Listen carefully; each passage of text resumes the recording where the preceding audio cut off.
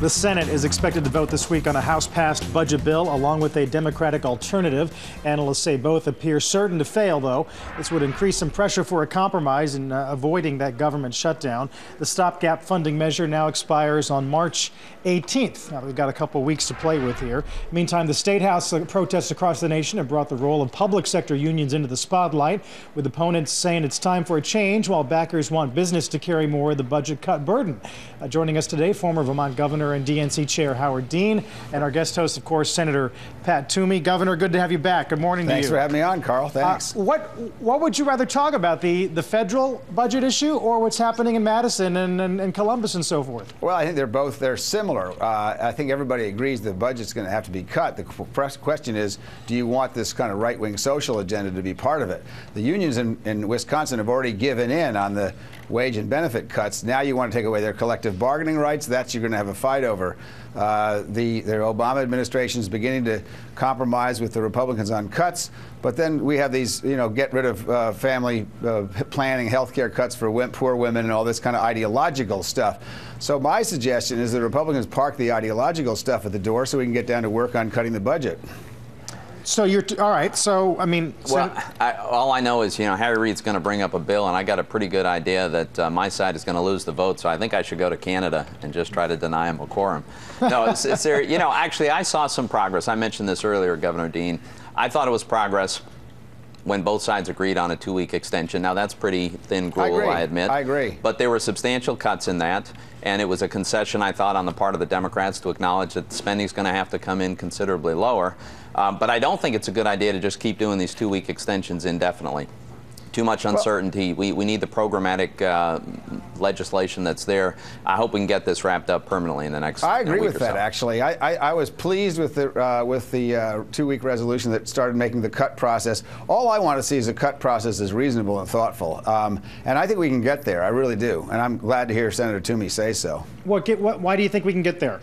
Because if reasonable people prevail, I think John Boehner is a reasonable person. I certainly don't agree with his political philosophy, but I think he's a good speaker, and I think he understands how you can get things done in Washington. Nobody's going to get everything they want here, and I think, but the ideological stuff is the stuff that needs to be put aside, and then I think we can really get some serious cuts in the budget. I don't think that's a bad idea. I looked at the stuff that was cut in the resolution, the continuing resolution. I think those are reasonable cuts, and I think we can do more. So, I mean, what is this ideological stuff that you keep referring to? What is that? The abortion stuff is one of the things. There's the National Public Radio, all that kind of stuff. That's all it has to do with whether you hate or like the National Public Radio and abortion. We should leave those ideological. There's not enough money in there to worry about balancing the budget anyway. But there are pretty big majorities of Americans that don't think the federal government's role is to pay for public broadcasting. There's plenty of private broadcasting, and we don't need a government subsidy for this. But there's big majorities of Americans who don't think we ought to subsidize oil companies either, and the House didn't have a single Republican vote for getting rid of subsidies for oil companies. Well, most of that's through the tax code and other places. I happen to think we should end corporate subsidies of all kinds. I don't think the federal government should be propping up or subsidizing private businesses. But I actually wanted to ask you a slightly different question, if I could, Governor Dean. As a governor, and since then, certainly you know a lot about health care.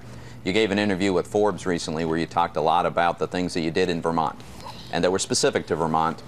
And, I look at Medicaid, and I see that in 20 years it's quintupled in the total spending. Next 10 years, it's scheduled to double.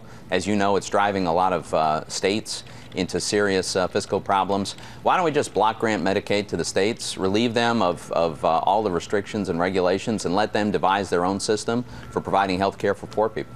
I think you've suggested something that is the basis of some further discussion. We actually did accept a block grant for the last 5 years under a Republican governor, Jim Douglas, and it worked very well for us.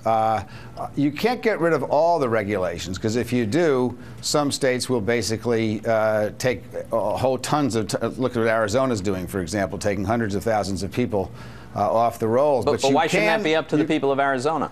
Well, because the people of Arizona are Americans, and we have a national American standard for taking care of people who need help. And so I don't think you can just take all the standards away and decide that Texas, for example, has 20% of its kids without insurance. I think that's unacceptable. I'm not certainly willing to let Texas continue in that vein if we can help it. So, but I do think if we can get rid of some of the regulations, and I do think we can block grant to the states, and I think the states would, if you get rid of enough of the regulations, would be satisfied with doing that. So I think, even though I don't agree entirely with you, I think you've got an idea we ought to explore further.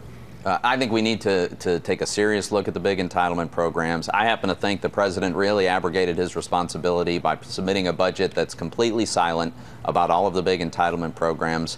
And I think this one is one in which, the one I'm advocating, where Medicaid gets controlled by the states, I think it would have tremendous support at the state level, and it could really relieve a lot of budget pressure at both the federal and the state levels. The other problem is just, though, Senator, that given human nature, is the government's is paying between 50 and 80% of that program. You're not going to get people in Congress on either side to say, oh, let's just skip all the regulations, we'll just give you the money. Well, I think that's probably something that we've got to do. I mean, look, the growth has been completely unaffordable, and the projected growth is unsustainable.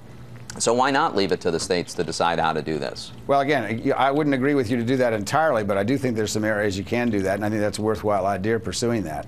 Have you been critical, Governor, of the Democrats who did flee Madison? No, I think I support them vigorously. Really? I don't think it's any different than the filibuster on the floor of the Senate. So you would have tolerated that? What they want to do is outrageous. And then, interestingly, more importantly than what I think, is that the public in Madison supports the Democrats in Madison more than they do the governor. Should the they public in Wisconsin. Should they be fined for every day they're absent?